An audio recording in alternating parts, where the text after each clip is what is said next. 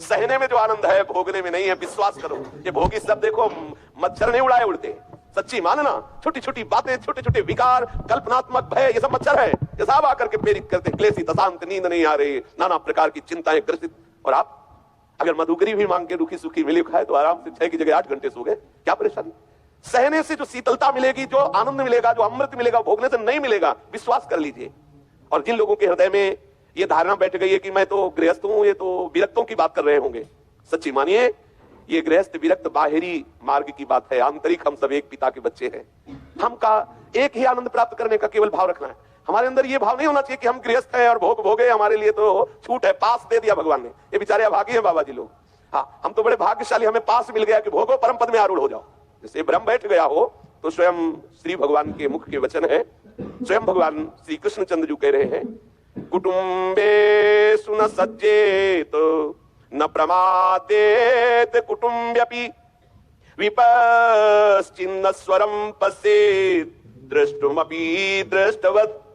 हे प्रिय उद्धव, ये जो गृहस्थ में है पुरुष, कुटुंब के भरण पोषण में लगे हुए हैं, इनको चाहिए कि ये अपने परिवार में आसक्त ना हो। भगवान आदेश कर रहे हैं, जगत गुरु हैं, हम सबके स्वामी हैं। बड़ा कुटुंब हो तो भी वो भजन में ये प्रमाद न करे कि हम तो परिवार के पालन पोषण में ही, व्यापार नौकरी आदि में ही अपने समय को लगाए हुए हैं।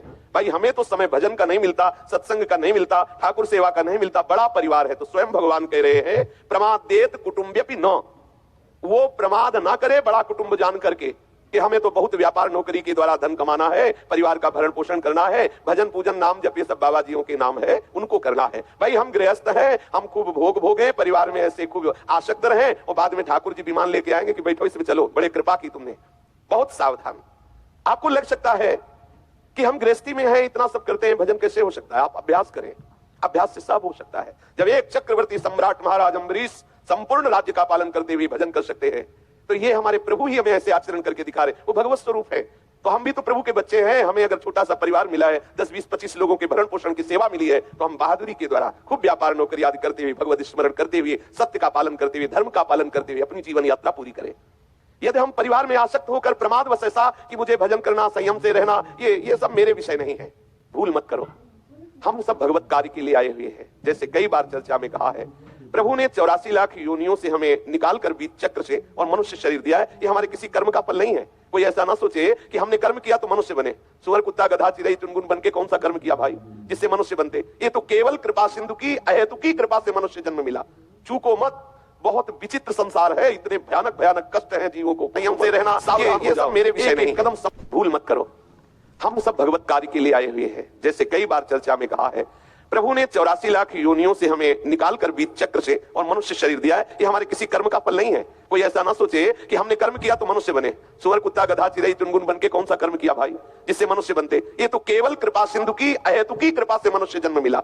चूको मत, बहुत विचित्र संसार है, इतने भयानक भयानक कष्ट है जीवों को, पूछो मत। सावधान हो जाओ, एक एक कदम संभाल संभाल करके चलो। जब प्रभु ने भेजा तो जो वैराग्य मार्ग के पथिक बने, उनसे प्रभु ने पूछा कि तुम जाओ और मृत्यु लोक में मेरा भजन करके मुझे प्राप्त हो। बोले ठीक है प्रभु, जैसी आज्ञा।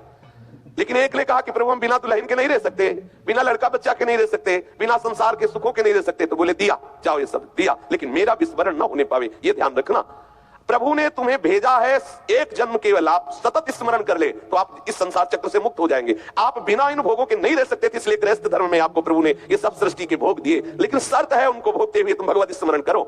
इनको था कि तुम वैराग्य से युक्त होकर सदाकार वृत्ति के द्वारा भगवत स्मरण करते हुए अपना कार्य पूरा करो। कार्य दोनों को एक ही है, भजन करते हुए जीवन व्यतीत करना। ये वैराग्य प्रधान है और वो राग युक्त दिखाई देते हैं, लेकिन अंदर से उनका भी चिंतन निरंतर भगवत स्वरूप का हो, तब दोनों भगवत प्राप्त हो जाएंगे। जैसे यहाँ भारत सरकार का आदमी कहीं बाहर भेजा जाए, वो कह दे कि हमें वहां बंगला चाहिए, गाड़ी चाहिए, लड़का लड़की चाहिए, ब्याह, ये सब पास कर दिया, जाओ इतने वर्ष तक विदेश में रहकर हमारे देश का काम करके वापस आ जाओ। अब वहां वो गया और खूब बच्चों को पढ़ाना लिखाना और सब इसी में पूरा समय व्यतीत किया। और जब लौट के आया, पूछा प्रधान कार्य किया जिसके लिए तुम्हें सुविधाएं दी? बोले नहीं, वो तो बच्चे का ब्याह, पढ़ाना लिखाना सब इसमें समय गया, तो वो दंड का अधिकारी होगा। क्योंकि तुम्हें सारी सुविधा मिली थी राजकीय कार्य करने के लिए, राजकीय कार्य को विस्मरण कर लिया तो फिर उसका परिणाम तुम्हें भुगतना पड़ेगा। ऐसे ही हम आए हुए हैं, साधन धाम मोक्ष कर द्वारा पाई न जे परलोक संभारा, सो परत्र दुख पावई, ये दंड है। सो परत्र दुख पावई, सिर धुनि धुनि पछताए, काले कर्म है ईश्वर मिथ्या दोष लगाए। बड़ा कुटुंब हो तो भी भजन में प्रमाद ना करे, प्रभु ऐसा आदेश कर रहे हैं। बुद्धिमान पुरुष को यह बात समझ लेनी चाहिए कि इस लोक की जितनी वस्तुएं हैं सब दिखावटी हैं। जैसे एक जादूगर आता है गांव में, देखा है ऐसा, जब स्कूल जाते थे तब देखा, गांव में एक आया, वो एक टोकरी सी लिए हुए था, पूरे डमरू बजाया, गांव के सब लोग एकत्रित हुए और सबसे पूछता तुम्हें क्या चाहिए, तो बोले हमें अमुक वस्तु चाहिए। उसी पहले टोकरी सबको दिखा दी, कुछ नहीं, फिर जो सब टोकरी से निकालता रहे, सब रख दिया। एक व्यक्ति उसमें से एक नारियल का फल जो है खाने की चीज, उसका खा ला नहीं, छू ला नहीं, केवल देख सकते हो, छुए तो जादू का है।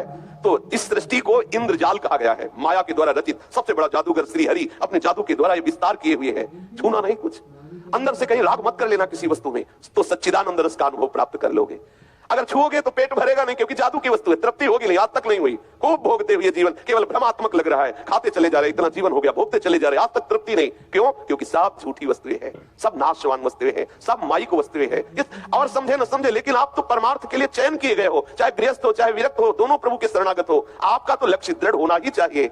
प्रभु स्वयं कह रहे हैं जितनी इस लोक में वस्तुएं आप देख रहे हो वो सब झूठी है, सब माया के द्वारा रचित है, स्वप्न के समान है। उमा कहूं मैं अनुभव अपना, सतहरि भजन जगत सब सपना। ऐसे ही अन्य लोगों की जो भोग वस्तुएं हैं वो भी थोड़ा दिव्य दिखाई देती है, पर है वो भी स्वाप्निक, वो थोड़ा अच्छे स्वप्न है।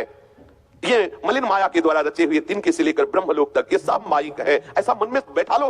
और यही सत्य है, स्वयं जगत गुरु भगवान कह रहे हैं, पुत्र ताराप्त बंधु नाम संगमः पांथ संगमः अनुदेहं वियन्ते ते स्वप्नो निद्रानुगो यथा पुत्रदारात् बन्धूनाम्